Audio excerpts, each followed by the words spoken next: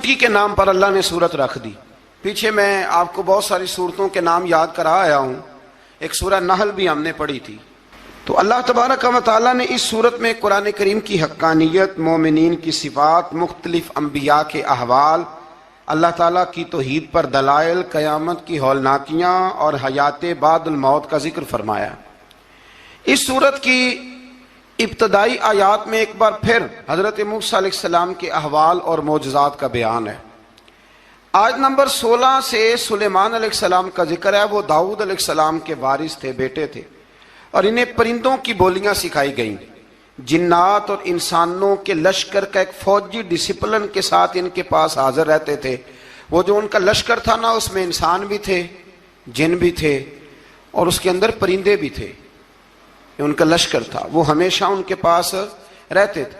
حضرت سلیمان علیہ السلام گزر رہے تھے تو ایک مقام سے آپ گزرے جہاں چیونٹیاں بڑی کثرت کے ساتھ تھیں. تو ایک چیونٹی جو ان چیونٹیوں کی سردار تھی، ان چیونٹیوں کی بڑی تھی، اور مفسرین کرام نے یہ بھی لکھا ہے کہ وہ تھی بھی، ایک آنکھ اس کی کوئی نہیں تھی، ایک ٹانگ اس کی کوئی نہیں تھی، لیکن اس حال میں بھی وہ چیونٹی جو تھی وہ چیونٹیوں کی قیادت کر رہی تھی. تو حضرت سیدنا سلیمان علیہ السلام کا لشکر جب وہاں سے گزرا تو وہ کہنے لگی یا ایھا النمل ادخلوا مساکنکم، کہنے لگی چیونٹیوں اپنے بلوں میں گھس جاؤ. کہیں ایسا نہ ہو کہ سلیمان علیہ السلام کا لشکر بے دہانی میں، سلیمان کا لشکر توجہ نہ کرے اور تمہیں پاؤں کے نیچے مسل دے. لہذا اس طرح کرو کہ تم اپنے اپنے بلوں میں گھس جاؤ. حضرت سلیمان ابھی 3 میل دور تھے. تمام مفسرین نے لکھا ہے 3 میل دور تھے. تو وہاں سے چیونٹی بول لی تو قرآن کہتا ہے کہ حضرت سلیمان اس کی بات سن کے ہنس پڑے. فتبسم ضاحکا، آپ اس کی بات سن کے ہنس پڑے کہ دیکھو یہ چیونٹی کیا کہہ رہی ہے. ذرا غور کرنا بات پر کہ حضرت سلیمان 3 میل دور فاصلے پر چیونٹی کی بات بھی سن لیتے. مولوی نے قرآن کی آیت پکی یاد کر لی، انا بشر مثلکم. کہتا ہے حضور نے کہا میں تمہاری طرح کا بشر ہوں. نبی ہماری طرح ہوتے ہیں جی. تو وہ تو 3 میل دور چیونٹی کی آواز سن لیتے تھے. اس کے کان میں چیونٹی رکھو بلا، اسے کہو کہ بتا بلا کیا کہتی ہے. کچھ بتائے گا پھر دوڑ لگا دے گا شاید. کان میں رکھو، اس کو کہو بتا چیونٹی کیا کہتی. اور اگر یہ لفظ نہ ہوتے قرآن کے کہ جب انہوں نے سنا تو ہنس پڑے، یہ جملے نہ ہوتے تو شاید اس کو بھی نہ مانتے. لیکن حضرت سلیمان نے سنی چیونٹی کی بات. اور اب اگلی بات کہنے لگا ہوں.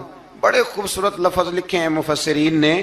فرماتے ہیں دیکھو، ایک چیونٹی نے ایک جملہ بول کے، ایک چیونٹی نے ایک جملہ بول کے اپنے قبیلے کی خیر خواہی کی تو رب نے اس کا جملہ بھی قرآن میں بیان فرما دیا. تو جو ساری زندگی لوگوں کو جملے بول بول کے کہے رب رسول کی طرف آ جاؤ، تو اللہ قیامت میں اس کی بات کو قائم نہیں فرمائے گا. جو بھی کسی کی خیر خواہی کرے وہ ایک جملہ بول کے کرے، اور ہو بھی چیونٹی. تو اگر اللہ اس کا ذکر قرآن میں باقی رکھتا ہے تو میں اور آپ اگر کسی کی خیر خواہی کریں گے تو انشاءاللہ ذکر باقی رہے گا. شرط یہ ہے کہ کریں خیر خواہی. خیر خواہی کرو کسی کی، ایک جملہ بول کے بھی کرو، چیونٹی بھی ہو تو اللہ قرآن میں ذکر باقی فرما دیتا ہے. تو اللہ تبارک و تعالیٰ نے اس بات کا ذکر قرآن مجید میں فرمایا. اس پر کئی کچھ لکھا ہے. اسی طرح سے ایک بات اور لکھی ہے ہمارے مفسرین نے کہ حضرت سلیمان ایک دن اسی طرح نکلے. قحط پڑ گیا تھا، بارش نہیں ہوتی تھی. تو حضرت سلیمان باہر میدان میں نکلے دعا کرنے کے لیے، خشک سالی تھی. تو جب آپ گئے تو ایک چیونٹی اپنے پر پھیلا کے دعا مانگ رہی تھی. تو رب کریم نے فرمایا سلیمان آپ واپس چلے جائیں، بارش آ جائے گی پر آئے گی چیونٹی کی دعا پہ. تو حضرت سلیمان نے عرض کی مولا میں بھی تو اتنا لشکر لے کے آیا ہوں نا، تو چلو ہمیں بھی دعا کر لینے دے. تو چیونٹی کی دعا پہ برسا دینا پر دعا کر لینے دے. فرمایا نہیں، آپ واپس جائیں، دعا نہ مانگے. یا اللہ کیوں؟ فرمایا چیونٹی کا دل ٹوٹ جائے گا، وہ تو کہے گی کہ یہ سلیمان کی لشکر دعا پہ پھر بارش آئی ہے. تو آپ نہ کریں تاکہ اس کے دل میں یہ بات رہے کہ نہیں میرے رب نے میری دعا پہ بارش فرمائی. آپ جائیں، آج بارش آئے گی پر آئے گی چیونٹی کی دعا پہ. تو جو چیونٹی بارش کی دعا کرے قوم کے لیے، اللہ اگر اس کا ذکر قائم رکھتا ہے تو جو اپنی قوم کے لیے ہدایت کی دعا کرے، اور کبھی کبھی گردن جھکا کے دیکھا کرو کہ دل میں رسول اللہ کی امت کا درد کتنا ہے. اگر کہیں حضور کی امت کا درد ہے تو پھر انشاءاللہ ذکر قیامت تک باقی رہے گا. پھر انشاءاللہ قیامت تک آنے والی نسلیں بھی آپ کا ذکر کریں گی اگر حضور کی امت کا درد سینے میں موجود ہے. اسی طرح سے پھر حضرت سلیمان کے لشکر میں نا ایک ہدہد نامی پرندہ بھی تھا. لشکر کا کارکن تھا پرندہ. ہدہد غائب تھا تو حضرت سلیمان کہنے لگا کدھر گیا وہ ہدہد؟ نظر نہ آ جایا سخت سزا دوں گا. یہاں تو کوئی اچھی خبر لائے گا. چونکہ وہ ہدہد پرندہ جاتا تھا تو خبریں لا کے دیتا تھا ورنہ سزا دوں گا. اتنی دیر میں ہدہد بھی آ گیا. یہ پرندے جو کارکن ہوتے ہیں بڑے سیانے ہوتے ہیں. کبھی بندہ ناراض ہو تو صحیح خبریں لے آتے ہیں. تو صحیح خبر لے کے آ گیا. آتے ہی آ کے بیٹھا تو اس نے حضرت سلیمان علیہ السلام نے کہا کہاں تھے؟ عرض کرنے لگا حضور میں ملک سبا گیا تھا. وہاں ایک عورت حکمرانی کرتی ہے, اس کا نام بلقیس ہے. بہت بڑے تخت پہ بیٹھتی ہے. 80 گز اس کا تخت لمبا ہے, 40 گز چوڑا ہے, اور شاید 80 من کے 80 ٹن اس کا وزن ہے. تو حضور وہ سورج کو پوچھتے ہیں. حضرت سلیمان نے فوراً خط لکھا, فرمایا جا کے اسے میرا خط دے دو کہ یہاں تو کلمہ پڑھ کے ہماری فرما بردار بن جائے ورنہ تیار ہو جائے. جو اللہ کے غیر کو پوچھتے ہیں ہم ان کے خلاف جنگ کریں گے. وہ جب لے کے گئے نا خط, یہ حدود گیا تو وہ میٹنگ کر رہی تھی, اس کے وزیر مشیر سارے بیٹھے تھے. اس نے جا کے خط پھینک دیا ملکہ بلقیس کی جھولی میں. اس نے خط پڑھا تو ڈر گئی. وزیروں کو بلایا. حضرت سلیمان, قرآن کہتا ہے حضرت سلیمان نے کہا تھا خط پھینک کے نا تو سائڈ پہ ہو کے سننا وہ کیا کہتا. بندوں کے لیے منع ہے, پرندوں کے لیے جائز ہے. بندوں کے لیے منع ہے سائڈ پہ ہو کے سننا. ہاں جس کی جاسوسی کی ڈیوٹی ہو, کفر کی جاسوسی کی, اس بندے کے لیے بھی جائز ہے. تو یہاں ایک تو وہ پرندے تھے, دوسرا کفر کی جاسوسی کر رہے تھے. سائڈ پہ ہو کے سننے لگے تو ملکہ بلقیس کہنے لگی اب کیا کرنا ہے, یہ خط آیا ہے. تو وہ کہنے لگے ہم تیار ہیں, آپ حکم کریں, ہم لڑنے کو تیار ہیں, لڑیں گے. وہ کہنے لگی نہیں تیزی نہ دکھاؤ. قرآن مجید کہتا ہے کہ وہ کہنے لگی جب لڑائیاں ہوتی ہیں تو شہر تباہ ہوتے ہیں, ملک کھنڈر بن جاتے ہیں. لڑائی مسئلے کا حل نہیں ہے. انہوں نے کہا کہ میں نبی ہوں. تو ایک دفعہ آزما لیتے ہیں کہ نبی ہیں کہ نہیں. معاذ اللہ آزما لیتے ہیں. کہا کیسے؟ کہنے لگی تحفے تحائف بھیجتے ہیں. اگر مال پر دل للچا گیا تو پھر نبی نہیں بادشاہ ہے, اور اگر مال پر دل للچایا نہ تو پھر اللہ کے کامل بندے. یہ فرق اس نے اس وقت بیان کیا. اس نے 500 کنیزیں, 500 غلام, بڑے شاندار لباس پہنا کے, 500 گھوڑا بڑا تگڑا, اس کے اوپر مال و اسباب رکھ کے تیاری کرا کے حضرت سلیمان کی طرف بھیجا. ہدہد پہلے سے خبر لے کے آ گیا. حضور اس نے یہ پروگرام بنایا ہے.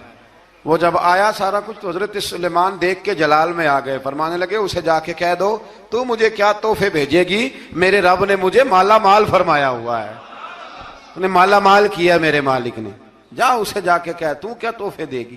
جب رب دیتا ہے تو پھر کوئی کمی نہ وہ نہیں چھوڑتا. بندے کیا دے سکتے ہیں, بندے تو بیچارے 10 دے کے تو 10 دن ان کی آنکھیں نہیں کھلتی. فرمایا مجھے اللہ نے جو دیا ہے کیا بات ہے اس کے دینے کی. تو فرمایا اسے کہو یا فرما بردار ہو کے آ جائے یا جنگ کے لیے تیار ہو جائے, ہم اسے اس کے شہر سے ذلیل کر کے نکال دیں گے. اس نے جا کے جب پیغام دیا تو اور ان لوگوں نے بھی آ کے بتایا کہ وہاں تو ہم عجیب منظر دیکھ کے آئے ہیں کہ جانور بھی ہاتھ باندھے کھڑے ہیں, وہاں تو جنات, سرکش جنات کھڑے ہیں. وہ بادشاہ نہیں, وہ نبی ہیں. وہ جو 500 غلام اور 500 کنیزیں گئی تھی, حوال سنایا آ کے. تو ملکہ بلقیس نے پھر خط لکھا کہ میں فرما بردار ہو کے آ رہی ہوں. مانا کیا ہے, میں کلمہ پڑھنے کے لیے آ رہی ہوں. تو حضرت سلیمان نے کہا بھئی اب اس طرح کرو, ذرا فرش بچھاؤ. انہوں نے فرش بچھایا اس طرح کا کہ اوپر فرش تھا, نیچے مچھلیاں تیر رہی تھیں, لگ رہا تھا دریا ہے. ڈیوٹی لگا دی, جنات نے بچھا دیا. ادھر حضرت سیدنا سلیمان فرمانے لگے اب چونکہ مان کے آ رہی ہے تو اسے اپنی نبوت کی علامتیں بھی دکھانی ہیں. اس نے تخت بڑا شاندار بنوایا تھا, اور خواتین میں جو عادتیں خواتین والی ہوتی ہیں وہ جاتی نہیں. وہ 7 کمروں میں نا پیچھے اپنا تخت رکھ کے تو 7 دروازے بند کر کے آئی. اس زمانے میں ایک رواج تھا, وہ زلیخا نے بھی 7 دروازے مکفل کے ایک رواج تھا. ایک کمرہ، پھر کمرے کے پیچھے کمرہ، پھر اس کے پیچھے کمرہ، پھر اس کے پیچھے کمرہ، اور اس کو بڑے موٹے تالے لگائے جاتے تھے، اور فلسفہ یہ تھا کہ ایک تالا توڑے گا کوئی تو جب تک سپاہی آ جائیں گے، اور اگر اس کے توڑنے تک نہ آئے تو دوسرے کے توڑنے تک آ جائیں گے، اور اس کے توڑنے تک نہ آئے تو ساتویں تک تو آئے جائیں گے۔ یہ ان لوگوں کا نفسیاتی معاملہ تھا، سوچ تھی۔ 7 کمروں میں مکفل کر کے وہ نکلی تو حضرت سلیمان علیہ السلام کہنے لگے بھئی مجھے اس کا تخت چاہیے اس کے آنے سے پہلے، اس کے آنے سے۔ اس واقعے کی کیا ضرورت تھی قرآن پاک میں؟ یہ کیا حاجت تھی یہ تخت والی ساری بات قرآن نے کیوں بیان کی؟ پوچھیں آپ اپنے دل سے بھی اور انکار کرنے والے منکرین سے بھی، اس کی کیا ضرورت تھی؟ وہ جو کہتے ہیں جی ولی کی کرامت کی کیا ضرورت ہے، سیدھی سیدھی نماز پڑھو، روزہ رکھو، حج کرو، زکوٰۃ دو، تو پوچھو ان سے ایک سورت نمل کے اندر اس ساری تفصیل کی کیا ضرورت تھی؟ ختم ہو گئی جب وہ کلمہ جو پڑھ رہی ہے، تو پھر اس سارے واقعے کو رب کیوں بیان فرماتا ہے؟ حضرت سیدنا سلیمان فرمانے لگے تخت چاہیے، اور چاہیے اس کے آنے سے پہلے۔ قال عفریت من الجن، جنوں میں سے ایک بہت بڑا جن بولا، کہنے لگا حضور آپ کا یہ تخت برخاست ہونے سے پہلے لے آؤں گا۔ یہ جو آپ میٹنگ کر رہے ہیں نا، یا آپ فیصلے ختم، کچھ نے لکھا صبح سے شام تک میٹنگ ہوتی ہے اور اس کو آنے میں پتہ نہیں کتنے دن لگیں گے، تو میں یہ برخاست ہونے سے پہلے، اور کچھ نے کہا دی آپ شرط کیوں لگاتے ہیں کہ صبح سے شام تک ہوتی؟ اس جن نے کہا دی آپ 10 منٹ میں فارغ ہو جائیں، آپ فارغ ہوں گے تو تخت آ جائے گا۔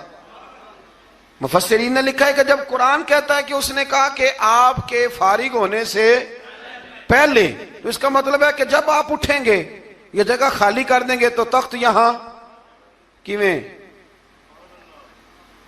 ہزاروں میل کا فاصلہ ہے، آ جائے گا، پر ہوائی جہاز پہ کارگو کرا کے، جی DHL کے ذریعے کیسے آئے گا؟ وہ آئے گا تو بس آئے گا۔ تو حضرت سلیمان کی تو بادشاہت تھی نا زمانے پہ، فرمانے لگے نہیں نہیں تو لیٹ ہے، تو لیٹ ہے، تو ہمیں جانتا ہی نہیں، ایٹ سٹ تے پکھڑا کوار گندل، اسی اور بھی بوٹیاں جاننے ہاں، یہ تو لیٹ ہے، ابھی ہماری طاقت اس سے زیادہ ہے۔ بڑی کمال بات لکھی ہے لکھنے والوں نے۔ ایک مفسر نے لکھا ہے کہ ابھی حضرت سلیمان نے غلاموں سے منگوایا ہے، اپنی بات کوئی نہیں کی، یہ حال ہے ان کے غلاموں کا، تو سردار کا عالم کیا ہوگا؟ حضرت سلیمان کہنے لگے بھی جلدی جائیے۔ قال الذی عنده علم من الکتاب انا آتیک بہ قبل ان یرتد الیک طرفک، تو اٹھا ان میں سے وہ جس کے پاس کتاب میں سے علم تھا، ساری کتاب کا بھی نہیں، علم من الکتاب، کتاب، وہ اٹھے جن کے پاس کتاب میں سے علم تھا، تو وہ اٹھ کے کہنے لگے حضور میں لے آؤں گا، کب؟ آپ کے آنکھ جھپکنے سے، نہیں آنکھ جھپکنے سے، بندہ تھا جن تھا، جن کی تو بات مانی نہیں انہوں نے، کیا کہا؟ آنکھ جھپکنے سے، میں آنکھ جھپکنے سے پہلے لے آؤں گا۔ تو حضرت سلیمان کہنے لگے تو ٹھیک ہے چل لا پھر، لا پھر۔ آنکھ جھپکنے سے بڑے ہی ناراض نہیں، پھر غصہ نہیں آتا ان پہ، پھر غصہ نہیں آتا۔ میرے شیخ کامل، مرشد اکمل، شیخ بحر و بار، حضور غوث پاک جیلانی، حضرت غوث اعظم یوں کر کے شاگردوں کو، مریدوں کو سبق پڑھا رہے تھے، پڑھاتے پڑھاتے ہاتھ آگے کیا، اور جب ہاتھ واپس آیا تو بھیگ گیا تھا سارا۔ تو شاگرد کہنے لگے حضور یہ کیا ہے؟ فرمایا تمہیں نہیں سمجھ آئے گی، چھوڑو تمہارے والی بات نہیں، خاصاں دی گل آما آگے نہیں مناسب کرنی، رہنے دو تم۔ کچھ وقت گزرا تو کچھ لوگ آ گئے، ابھی کلاس ختم نہیں ہوئی تھی، کپڑے بھیگے ہوئے ہو، وہ شاگرد پہلے ہی منتظر تھے، کہا تمہیں کیا ہوا؟ کہنے لگے دریا میں جا رہے تھے۔ نہ کو کلمہ جیڑا کہندا منکر